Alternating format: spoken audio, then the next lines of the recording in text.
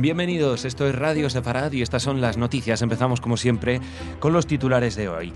Parte de atentados contra judíos en Israel. Un árabe israelí cruza la frontera con Siria en parapente para unirse a algún grupo de su guerra civil. Israel interesado en desplegar cámaras de seguridad en la explanada de las mezquitas como pidió Kerry. Y el presidente Rivlin asegura que no indultará al asesino de Rabin 20 años después del magnicidio. Son las noticias de las que vamos a hablar hoy. En el comentario, como siempre, Jorge. Hola, Jorge. ¿Qué tal, Jorge? Luego Raquel con la agenda cultural.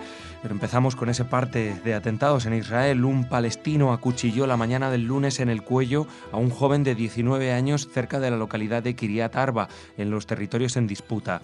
El atacante ha sido reducido por disparos por las fuerzas de seguridad. Horas antes, el domingo, hubo otros 2 ataques con cuchillo contra judíos, uno en la zona de Gush Etzion y otro cerca de la ciudad de Ariel, ambas también situadas en las zonas en disputa. También se registró en Hebrón la muerte de una joven palestina de 17 años por el disparo de un guardia de fronteras al que atacó con un cuchillo a la entrada de la mezquita de Abraham, situada en el complejo de la Cueva de los Patriarcas. Sí, ya desgraciadamente en las noticias tenemos un parte diario de acuchillamientos que nos recuerda lo que hasta hace algunos años era el parte diario de los cohetes Qassam que caían desde Gaza, ¿te acuerdas? Han caído 7, han caído 6, han caído 8.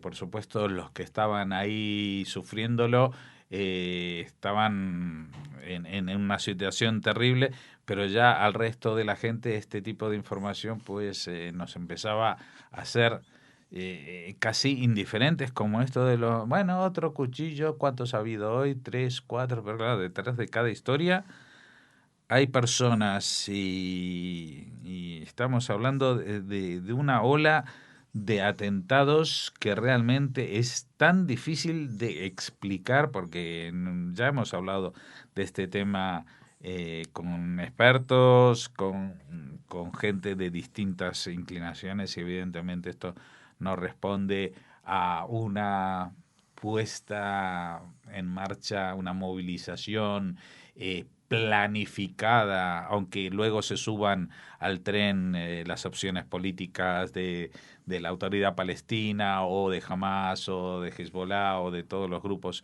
interesados, incluso ISIS ahora está haciendo muchos vídeos llamando a matar judíos. Porque incluso la explicación esta de la incitación de Mahmoud Abbas en Naciones Unidas es una incitación parcial, porque tampoco es que los árabes les apretan un botón su líder amantísimo, porque no es así, porque a Abbas no le hacen ningún caso y no es un líder carismático para los palestinos, simplemente ha habido toda una campaña, ha habido una incitación y básicamente hay por el perfil de los atacantes, que son todos muy jóvenes, pues lo que sí ha tenido que influir es el sistema educativo que les lleva a plantearse, por ejemplo, a estos chicos de 13 años, de salir a acuchillar a otros chicos de 13 años. Eso no es ni medio normal y no es una situación que se maneje con términos habituales. Lo que sí hemos visto, lo único que podemos comentar nosotros son, de alguna manera, desde el punto de vista un poco más operativo, las tendencias. Y hemos visto que todos estos atentados de los que hemos hablado suceden en los territorios en disputa.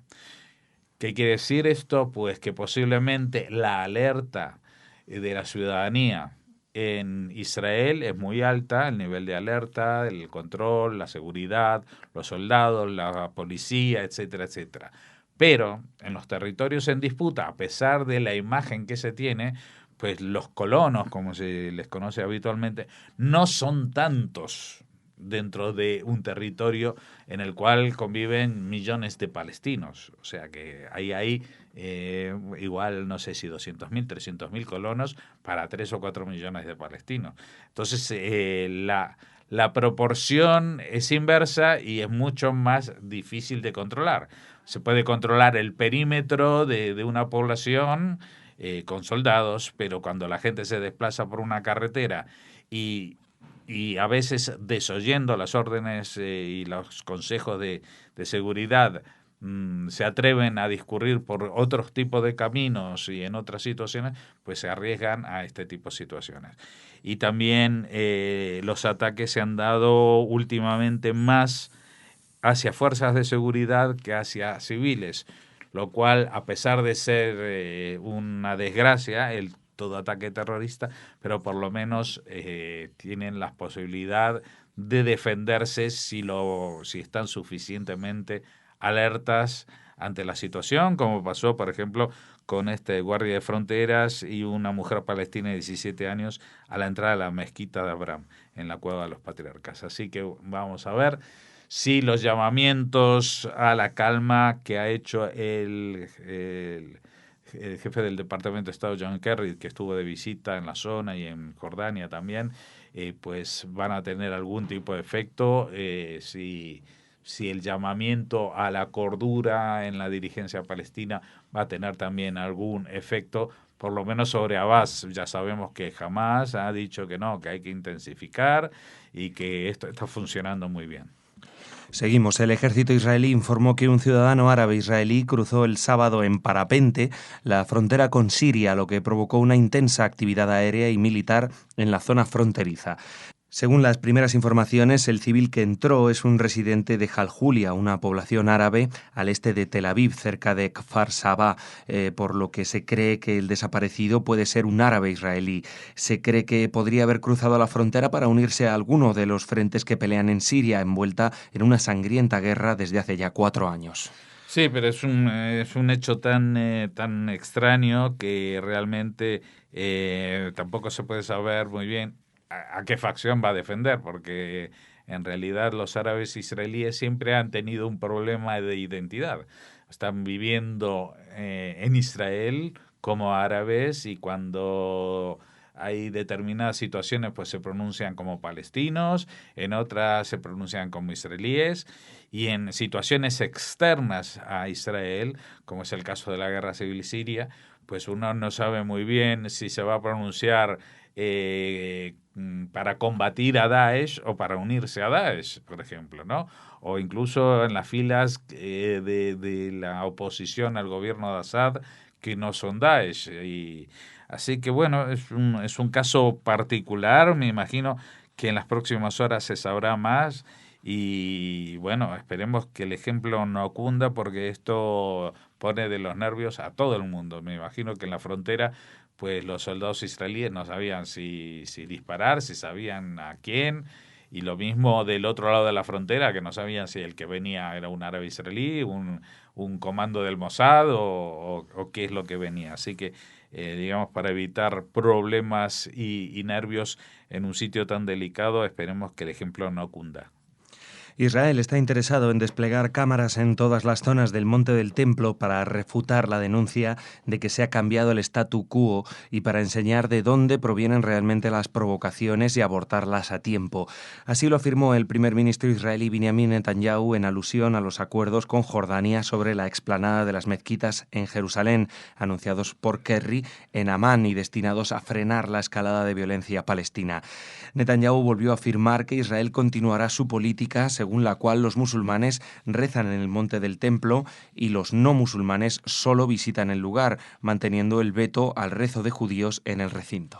Bueno, esto es lo que se ha hablado este fin de semana, justamente con la visita de Kerry en Jordania, que aparte de este llamamiento a la contención, a que los líderes hablen para tranquilizar a la población palestina que se está rebelando, cometiendo estos tipos de ataques, pues, y que estén tranquilos que el statu quo se va a respetar como nunca se había dicho que se iba a hacer lo contrario, a pesar de las declaraciones. Sí, el tema de las cámaras de seguridad va a ser una buena manera de demostrar a ver, quién es el que empieza los incidentes, ¿no? Porque no sé si sabes, Jordi, que en la explanada de las mezquitas pues la autoridad palestina tiene contratada una especie de comandos femeninos que en cuanto ven que hay un grupo de israelíes o de judíos con pinta de religiosos, pues no les dejan acercarse ni siquiera a los grifos y los van y los insultan y los atacan y los echan y provocan estas algaradas y discusiones para las cuales incluso las fuerzas de seguridad de Israelí tienen muy limitado campo de acción, o sea, no pueden hacer detenciones y otro tipo de historias a menos que les estén agrediendo a ellos o algo así. No lo tengo 100% claro, pero los vídeos que se ven de estas mujeres árabes increpando a los judíos con los soldados al lado que poco hacen por digamos, separarlas y frenar su actuación, pues así lo indican. Así que bueno, vamos a ver qué es lo que pasa, sí, ojalá que esto sirva de algo, aunque yo de las experiencias pasadas tenemos la conclusión siempre que aunque se muestre la verdad, aunque haya vídeos, aunque haya reportajes, aunque se desmonten las patrañas, la gente sigue pensando o sigue creyendo en lo que quieran crear más allá de lo que es la realidad. Y si en algún momento pues la fe y la creencia en que los judíos son malvados y que les están tratando de contaminar un sitio sagrado pues se inocula en ellos, pues va a ser muy difícil que incluso mostrarles lo que sucede con las cámaras sirva para frenarlos. Este domingo se cumplieron, según el calendario hebreo, 20 años del asesinato del primer ministro israelí Yitzhak Rabin el 4 de noviembre de 1995. El presidente israelí Reuven Rivlin aseguró que mientras él sea jefe de Estado no indultará al asesino, Yigal Amir, que cumple una pena de cadena perpetua, aunque cada vez son más los llamamientos desde la derecha nacionalista para que sea indultado. El magnicidio supuso un auténtico terremoto para la democracia israelí y el proceso de paz que él había iniciado en 1993. Sí, los que tenemos unos anitos y recordamos, y cuando era 1995 veíamos la tele y recordamos estos sucesos, todavía estamos conmocionados, pero porque aunque en Israel habían tenido lugar algún que otro asesinato político a baja escala, nunca había pasado el asesinato de un primer ministro, ¿no? Es un poco, aunque sea ridículo plantearlo así, pero es un poco paralelo a la historia americana con Lincoln, nunca había pasado. Recordemos que Rabin estaban en un acto por la paz que se estaba logrando, que se había firmado con Arafat, con los palestinos, para el establecimiento de un Estado palestino. Las cosas parecían ir viento en popa en esa dirección. Estamos hablando de un proceso que había empezado ya en Noruega, en contactos secretos, luego en la conferencia de Madrid, luego en la firma del pacto de paz, las negociaciones de paz de Camp David en el 93, en septiembre del 93, y ya desde esa época, desde septiembre del 93, pues surgió una derecha extrema en Israel que aunque antes se pronunciaba más o menos políticamente, pues empezó a ser mucho más agresiva, no solamente políticamente, también en las acciones, y hasta que, bueno, un personaje como este que fue el asesino, pues se acercó al término de este acto y aunque había personal de seguridad, pues, ¿sabes? Al final de un acto popular, multitudinario, se le acerca a alguien, pues los de seguridad lo dejan pasar, pues, piensan que le va a estrechar la mano, decirle alguna palabra, como se le han dicho otras tantas personas. Esta persona sacó una pistola, lo mató. Y quedó grabada la imagen de la canción que había cantado, la famosa canción de la paz de Israel, que había cantado una hora antes y pues impregnada con la sangre del disparo que le propinaron. Eso fue terrible y nosotros, a pesar de que en Israel se han hecho estos actos conmemorativos según el calendario hebreo este domingo, pues estamos preparando algún tipo de programación alusiva a estos 20 años para el para el 4 de noviembre, que es la fecha en la que el resto de la prensa mundial hablará también del tema seguramente. Así que seguiremos hablando de Rabin. Y lo que sí tenemos que comentar, que el presidente de Israel, Reuven Rivlin, que se niega en concreto, que ha dicho que mientras él sea presidente no va a haber un indulto para Yigal Amir, recordemos que proviene de la fila del Likud. O sea que Reuven Rivlin no es un personaje ni del centro, ni de la izquierda, ni de la extrema izquierda. O sea, que es un personaje de la derecha, del centro derecha, digamos, pero que ha dicho, se ha negado en redondo a cualquier tipo de concesión a un personaje que no solamente no ha cumplido la pena perpetua, sino que no está en estos 20 años, bueno, se ha casado, ha tenido familia, pero que no se ha arrepentido de lo que ha hecho, ¿eh? Y los grupos de extrema derecha pues lo reivindican un poco como un héroe por haber acabado con lo que simbolizaba Yitzhak Rabin, y de alguna manera lo han conseguido, porque desde su muerte pues el proceso de paz ha desbarrado, se ha salido de todos los raíles y hemos llegado a la situación que estamos hoy en día, en que no hay paz y que no hay ni siquiera conversaciones de paz, que hay una tremenda desconfianza entre las partes y que cada vez de ambos lados se escuchan más voces que antes eran muy minoritarias en contra de la solución de dos estados, y eso es lo más peligroso de todo. Gracias, Jorge. Mañana te vemos de nuevo. Ahora Raquel, ya lo saben, con la agenda cultural.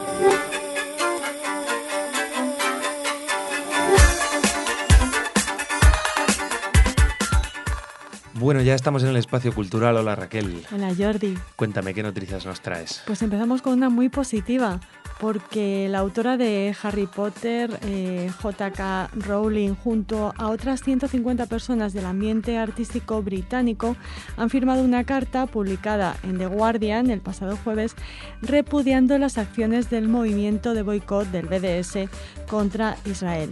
Esta carta fue escrita en respuesta a otra que se pudo leer en el diario British Daily, también firmada por artistas británicos, en la que se comprometían, anunciaban su intención de boicotear culturalmente a Israel.